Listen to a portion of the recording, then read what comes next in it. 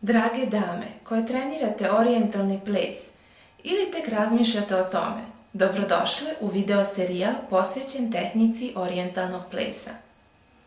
U svakom videoklipu prikazana je određena grupa pokreta kroz vizuelni indeks.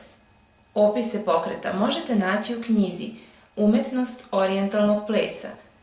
Tu također možete pročitati i druge zanimljive informacije, na primjer, o tome kako da koristite tehniku za interpretaciju muzike, o stilovima, načinu izvođenja, kostimima i još mnogo toga.